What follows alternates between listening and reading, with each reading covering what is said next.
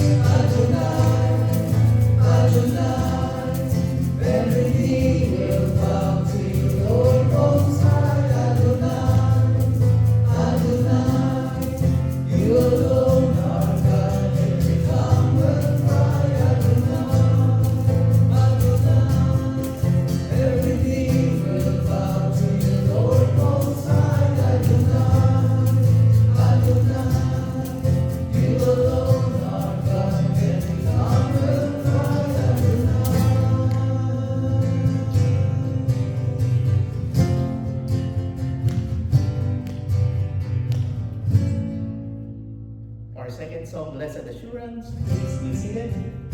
Simple. Blessed Assurance.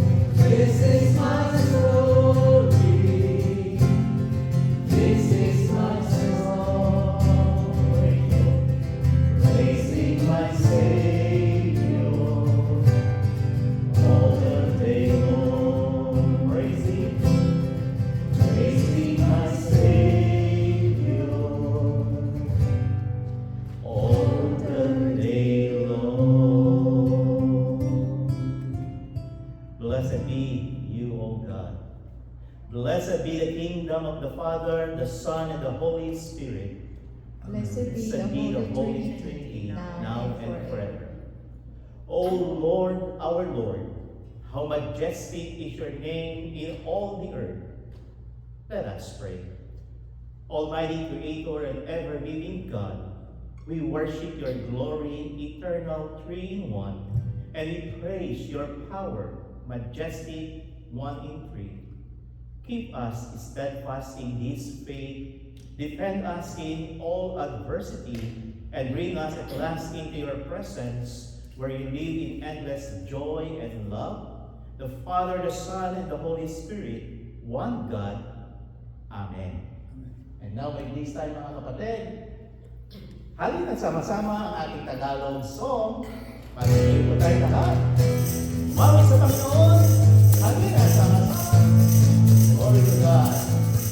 Halina sama-sama, purihin natin siya. Halina, halina sama-sama, awitan natin siya. Palakpak, ipalakpak ang iyong kamay. Itaasan, ikaw ay lahat ay masabi. Diyos ay buhay. Ipalakpak ang iyong kamay sa iyo. Ipalakpak ang iyong kamay. Itaasan, ikaw ay lahat ay masabi. Diyos ay buhay. Please remain standing for the reading of the word. Hallelujah, Lord, to whom shall we go? You have your words of eternal life. Hallelujah.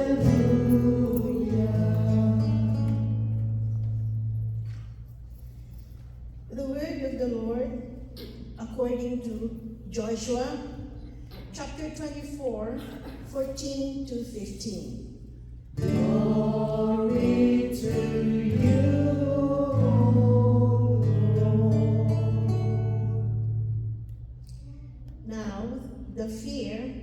Now fear the Lord and serve him with all faithfulness. Throw away the gods your forefathers worshipped beyond the river and Egypt, and serve the Lord.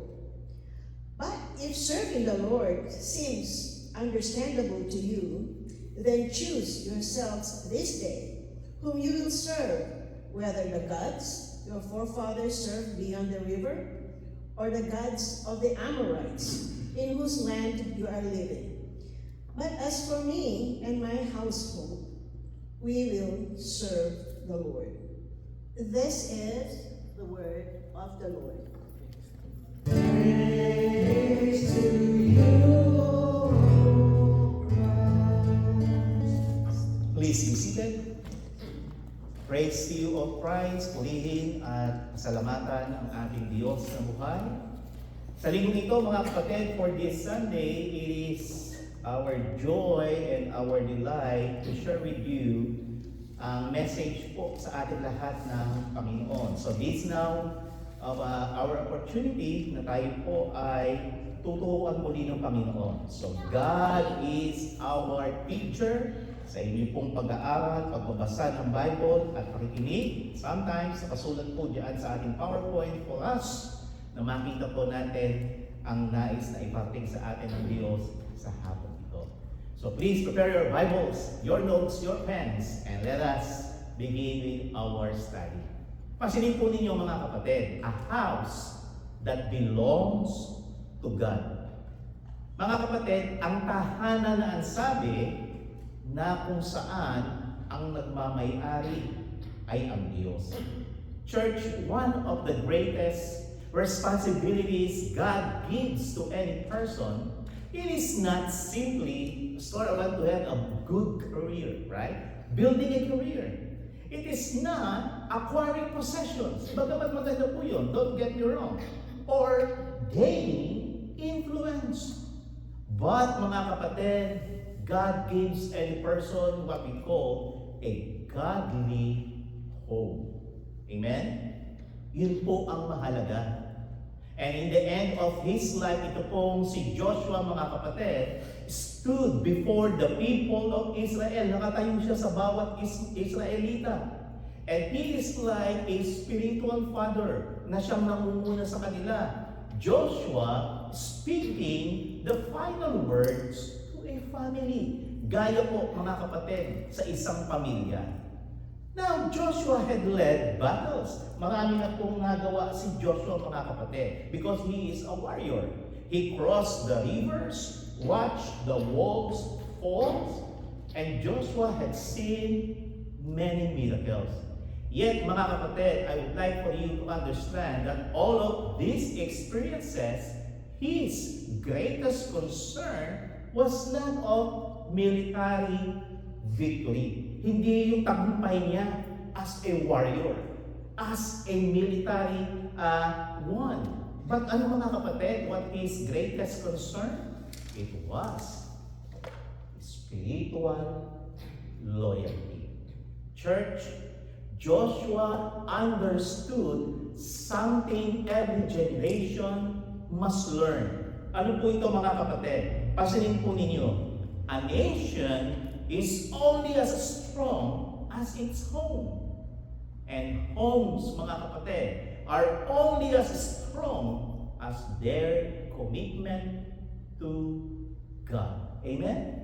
Mahalaga po kasi yung ating commitment sa Diyos bilang isang mananampalataya. Church, Joshua rises and he declares one of the boldest statements in the scripture. Alam na alam po ito ng bawat isa. And what is that? As for me and my house, what Joshua said? We will serve the Lord. Amen?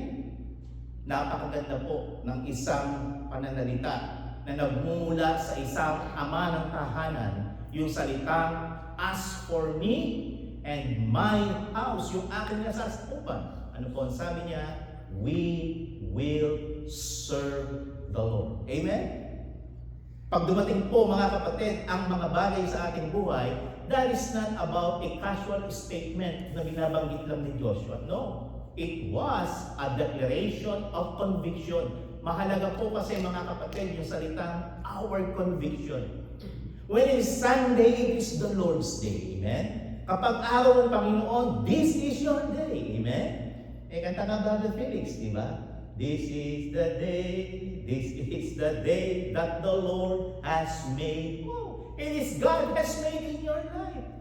Church, it is aligning the same faith family covenant. Mahalaga po sa pamilya, lalo na sa isang ama ng tahanan na pamungunahan niya ang kanyang pamilya when it comes in the Lord's Word. Amen? Hatakin nyo, hindi kayo. Sama kayo. Magsimba tayo. Mag-worship tayo sa Panginoon. Church, today, God is still looking for homes that fully belong to Him. Nais ko pong pag-aralan natin first, yung sinabi niya, a decision must be made. Anong decision ito na kinakailangan mong gawin? Sa inyo pong pananampalataya, mga kapatid, what is that decision that you need to make? Sabi ni Joshua, choose you this day whom you will serve. Pumili ka sa ngayon, sabi ni Joshua, kung sino ang iyong paglilingkuran. Amen? Joshua tells the people that neutrality, it is impossible. Everyone serves something, right? Lahat po tayo, meron tayong pinaglilingkuran. Some serve money. Kaya lang naman ako, pastor, nasa gawain kasi may pera eh. Ganun ba ang ating worship? Kaya lang naman ako nagsisimba, pastor, kasi natutuwa ako eh. Kaya lang naman ako naglilingkod, pastor, kasi popular yung simbahan niyan eh. Mega church. Ang laki-laki ng simbahan, gusto ko na ito. Gusto ko magpa-identify din sa malaking simbahan. Is that the way that you worship God? Pansinin mo, kapatid, some serve self. Kaya naman ako nagsisimba sa paggawain ng Panginoon, pastor, kasi gusto ko masayahan ako eh. Paano hindi ka na masayahan? Maglilingkod ka pa ba? Amen? Paano kung hindi ka na masaya? Magtatapat ka ba sa Panginoon? A decision must be made, kapatid. Choose you this day. Pumili ka while you are here. Kasi pastor, hinatak ako. Bakit ka nandito naglilingkod sa Panginoon at worship? Para lang ba maubos yung oras natin, 12:30 to 1:30, so nasabi natin, nakapag-church ako. Ganun ba? Church, tandaan po ninyo, a decision must be made. Choose you this day whom you will serve. Anong sabi ni Joshua? Choose. Pumili ka, kapatid. That is your decision. Faith cannot survive on a borrowed conviction. Church, a godly home, it is not built accidentally. Hindi aksidente kaya nasa gawain ka ng Diyos. No, but a godly home, it is built intentionally. You purposely want your life to be in the house of the Lord. Amen? Mahalaga kasi sa iyo ang Panginoon. Amen?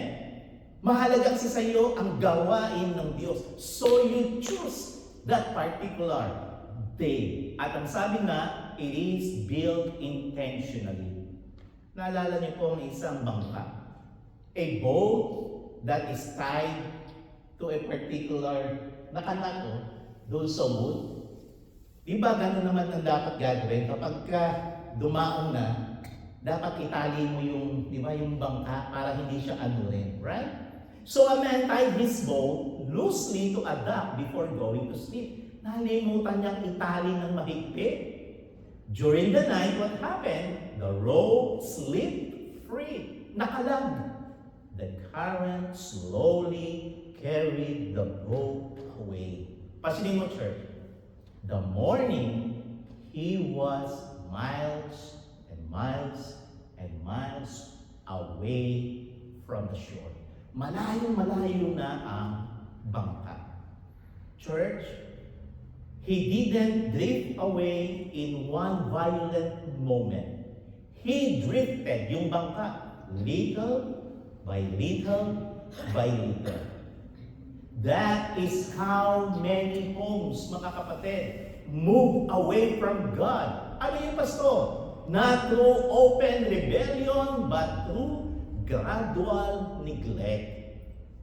You miss your prayer, one missed worship service, one compromise becomes a lifestyle. Church, Joshua knew that if Israel did not intentionally choose God, kung hindi sila gagawa ng desisyon, pipiliin nila ang Diyos na buhay, they would slowly drift away into idols.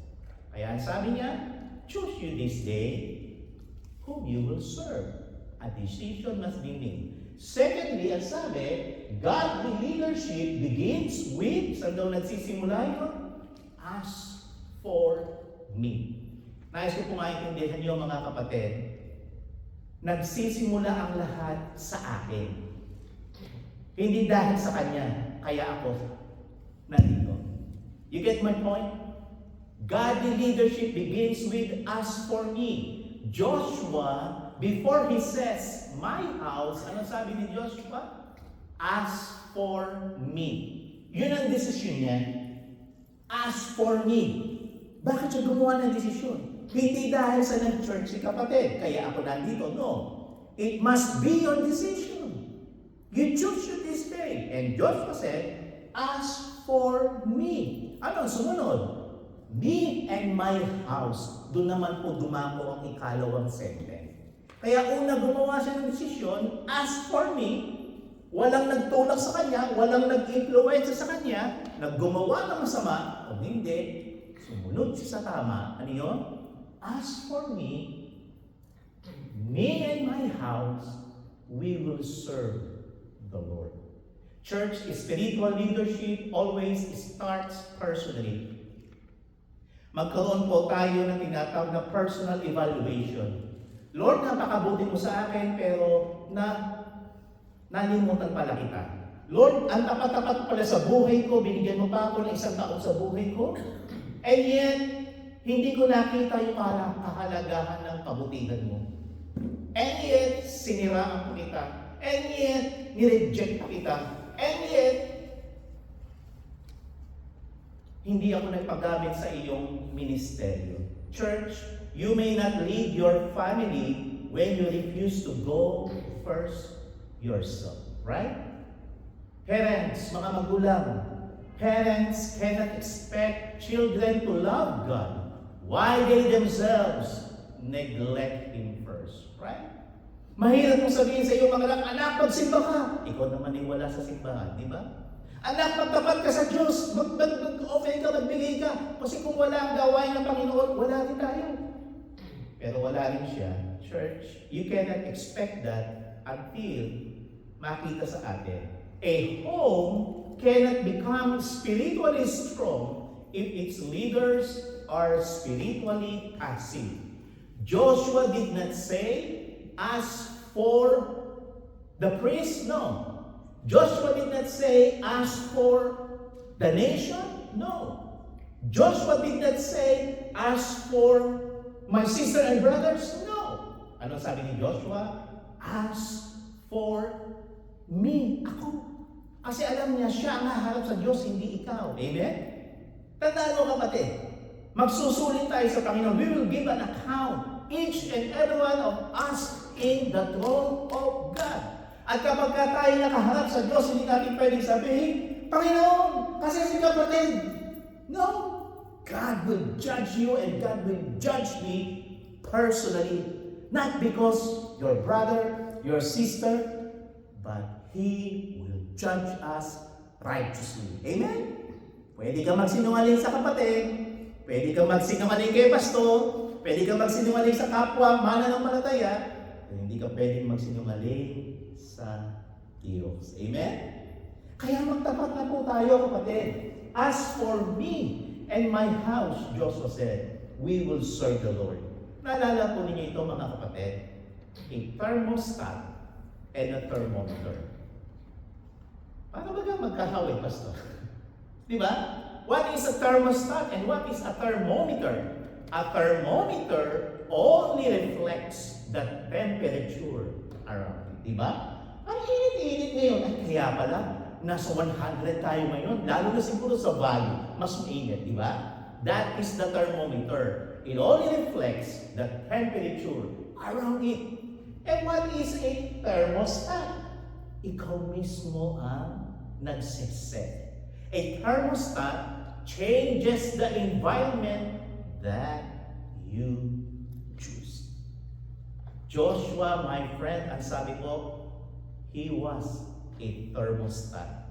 Many people are thermometers spiritually. They simply reflect the culture around them. But Joshua, he set the spiritual climate of his home. Ano yun? Mga anak, pamilya ko, as for me, at sa inyo, maglilingkod tayo sa Diyos. Amen? Church, thirdly, a godly home requires what we call courage. Mahalaga po yung salitang courage. Joshua's statement was made in a culture surrounded by idols. Bakit ba paso sinabi ni Joshua yun na "As for me and my house, we will serve the Lord"? Kasi sa kanilang kapaligiran, lahat sila, they were all surrounded by idols. The people around Israel worship false God. Hindi yung tunay at buhay na Diyos na pinaglilingkuran ni Joshua. The people around Israel, they worship the gods of pleasure, the gods of fertility, the gods of prosperity, and the gods created by the human hands. Joshua essentially said, even if everybody else bows, sila ay yumuko, my family will stand. Tatayo kami sa katotohanan. Church, serving God has never required convenience. Serving God, I repeat, has never required convenience. But it requires courage in truth and in spirit. Mga kapatid, question. When the world or the unbeliever says, "Oh, do whatever feels good," ano naman ang sabi ng sa Diyos? A godly home says, we will obey God. Amen? When the world says, truth is relative, nagbabago, pastor. It changes. A godly home will say, God's word is true. Amen? Ang salita ng Diyos ay totoo, kailanman hindi magbabago. When the world says, family is disposable, pastor, a godly home says, what God joined together, what God says, it matters. Amen? Church, it takes courage to build a Christian home. Mahirap. Mahirap in this confused generation. Fourthly, serving God is a family matter. Yung po, napakahalaga. Pastor, serving God, it is a family matter. Hindi lang si tatay, hindi lang si nanay, o hindi lang si panganay o si bunso. No. It is a family matter. Joshua did not merely say, I will serve the Lord. Right? Hindi sinabi ni Joshua yun. I. No. What he said? He said, me and my house. Sino yung nasa sakupan niya? Yung pamilya niya, mga katulong niya, kasamahan niya. Ano sabi? Me and my house, we will serve the true living God. Amen? Faith was meant to influence to the entire household. I-share po ninyo yung inyong faith, kapatid. Ibahagi po ninyo yung natutunan ninyo sa salita ng Diyos. Huwag niyo pong harangan yung mensahe ng Diyos sa inyong pamilya. Nakalulungkot, baka nakapakinig na tayo ng salita ng Diyos, and yet, ayaw naman natin i-share, and yet, ayaw naman mo natin ibahagi. Church, the home should be a place of prayer. Di ba maganda sa pamilya na sabay-sabay kayo nananalangin? Amen? A home, it should be a place of forgiveness. Nakalulungkot sa pamilya, nag-aaway-away. Di ba? Ang sakit nun. Pasubat yun sa pamilya doon. No? Away sila ng away. Okay, ano nangyari? Dahil sa lupa, dahil sa pera, dahil sa mana.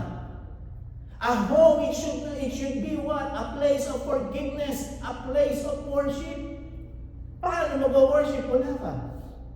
A home, it should be a place of where the scripture is honored. Na meron kang respeto sa salita ng Diyos. Amen? And then lastly, ang sabi nga po, the home should be a place where Christ is visible. Church, serving the Lord, it is a daily commitment. Araw-araw po. Hindi lang tuwing linggo. Amen? It is a daily commitment. Joshua's declaration, it was not emotional hype. Hindi lang dahil sa may pangangailangan ako, may prayer request ako, kaya ako nandiyan. No. Church, it was a lifelong commitment.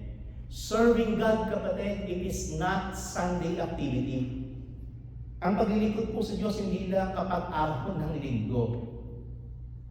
Linggo sa Diyos, Lunes hanggang Biyernes, hindi sa Diyos. Matutuwa ba ang Panginoon nun, kapatid? It is not only a holiday tradition, yung serving God. Serving God, it is not an occasional emergency response.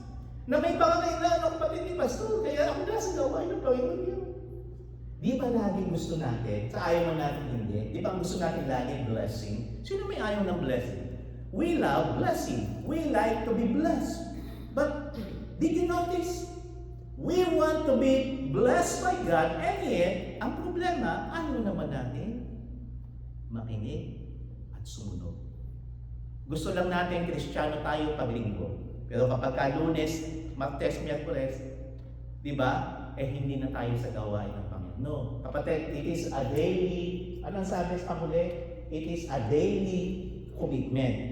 Mga minamahal, Jesus is the center of our life. Sabi nga sa Luke chapter 9 verse 23, di ba? If anyone will come after me, ano sabi? Deny himself, take up his cross. Ano sabi? Daily. And then, follow me. Church, yan po ang mahalaga. Hindi lang tayo maglilingkod, kundi maglingkod tayo araw-araw sa buhay natin. Jesus is the center of a serving home. Dapat ang nakasentro sa pamilya niyo, kapatid, Walang iba kung hindi ang ating Panginoon. Ultimately, Joshua's words points us to a greater truth. What is that? No family can truly serve God without surrendering to Christ first. A Christian home is not merely moral, it is centered on Christ. Why? Because Christ heals the broken, yung mga may pangangailangan. Christ restores marriages, Christ forgives sins, and Christ changes generations. Maaaring ang tahanan ngayon, kapatid, some of them today are wounded, divided relationship, prodigal children, or probably spiritual coldness, and there's some hidden pain. But my friend, God specializes in restoration. The same God who brought the Israel into the promised land can bring the healing into a home. Joshua was nearing to the end of his journey. He had seen victories, nakita niya lahat ng tagumpay, and failures sa buhay niya. There are some faithfulness, yes, and some compromise. But his final declaration remained. Anong pinakamahalaga kay Joshua? As for me and my house, we will serve the Lord. Church, who will we serve? Will our homes belong to Christ or only belong to us? A godly home is not perfect, walang perfectong pamilya. Yes. But a godly home, it is a surrendered home. Amen? Final illustration. Do you know a lighthouse?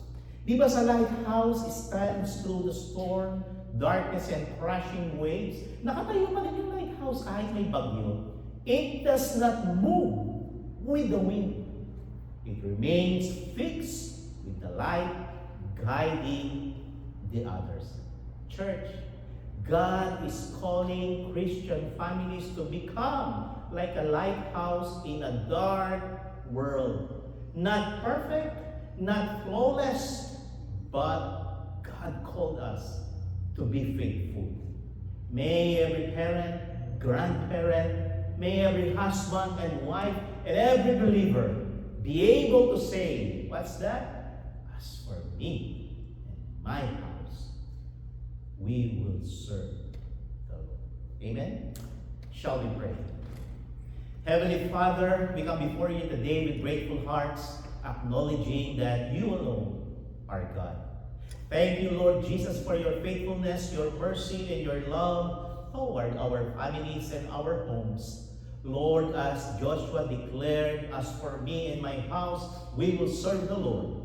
We make the same commitment today. We surrender our homes to you. Lord, our houses becomes the places of peace, prayers, worship, forgiveness, and truth.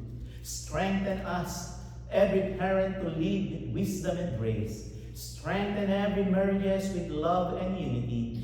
Guide every child and young person to walk in your ways. Where there is division, Lord, bring healing. Where there is fear, bring peace. Where there is spiritual weakness, bring revival. Help us, Lord, not to follow the spirit of this world, but to stand courageously for righteousness and in truth. Lord Jesus, be the center of our homes. Let your presence fill every room. Teach us to love one another deeply, to forgive quickly, and to serve you faithfully. Lord, for those carrying burdens today, bring comfort. For families facing struggles, bring restoration. Lord, for homes that feel broken, bring hope and renewal. May our lives become a testimony to your goodness, and many our future generation know that our house belongs to you, O God. We thank you and we give you all these things. In the mighty name of Jesus Christ, we pray. Amen.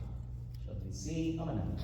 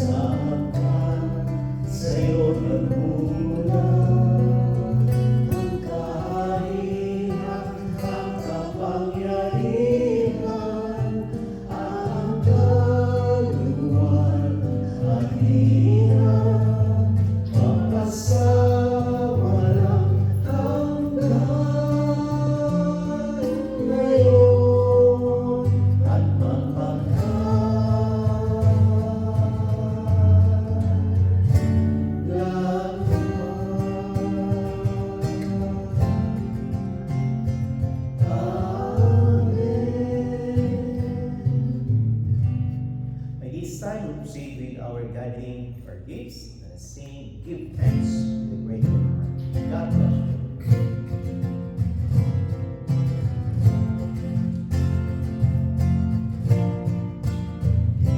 Give thanks with a grateful heart. Give thanks to the Holy One. Give thanks because He's given Jesus Christ, His Son. Give thanks with a grateful heart. Give thanks to the Holy One.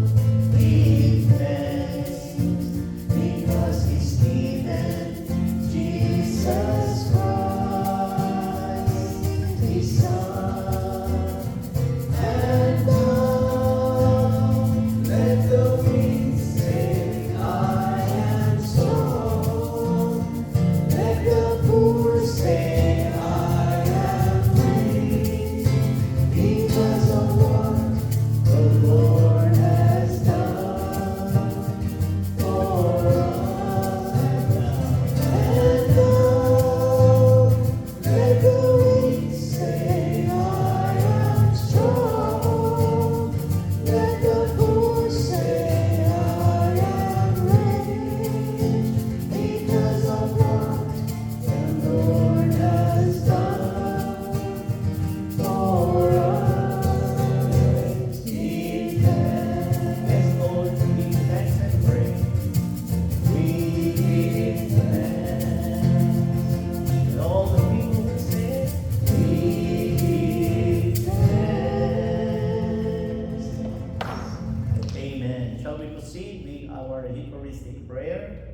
In the night in which He was betrayed, our Lord Jesus took bread, and He gave thanks. He broke it and gave it to His disciples, saying, Take and eat. This is my body which is given for you. Do this for the remembrance of me. And again, after supper, He took the cup and gave thanks and gave it for all to drink, saying, This cup is the new covenant in my blood, shed for you and for all of the people for the forgiveness of sins. Do this for the remembrance of me. Amen. Ang minamahal, tanggapin po natin ang tinapay at sama ng Panginoon sa inyo.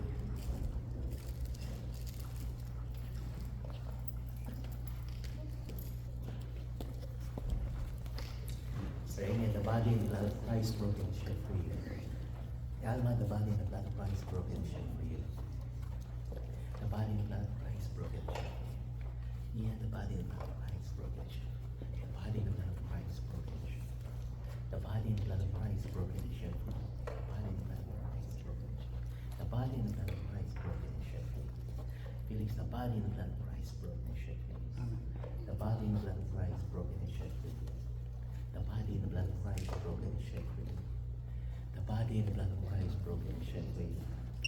The body and the blood of Christ broken and shed for you. The body and the blood of Christ broken and shed for you. The body and the blood of Christ broken and shed for you. The body and the blood of Christ broken and shed for you.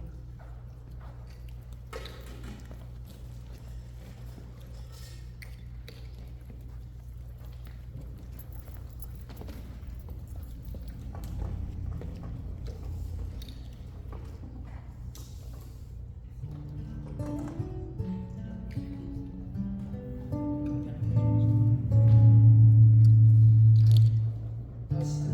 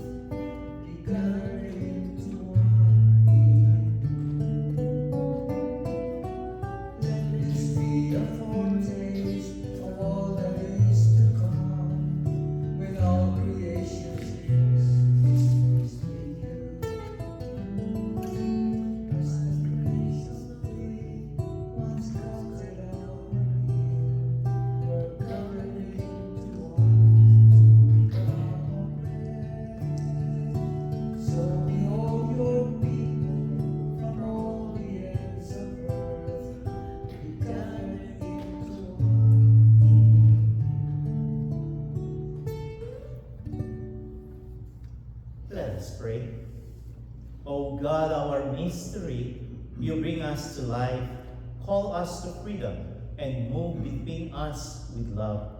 May we so participate in the dance of your Trinity that our lives may resonate with you now and forever. Amen. Now for our closing song, shall we sing Your Grace is Enough? Shall we all rise? I wish as we sing our closing song, Your Grace is Enough. Amen.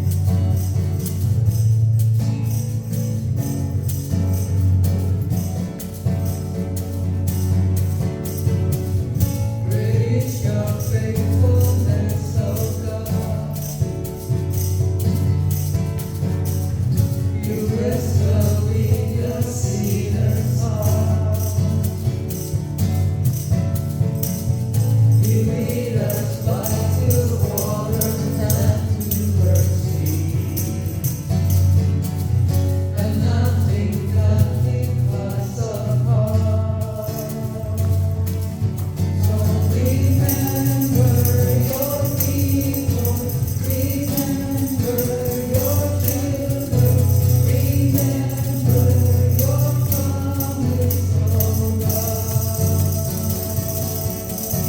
Your grace is enough, your grace is enough, your grace is enough for me.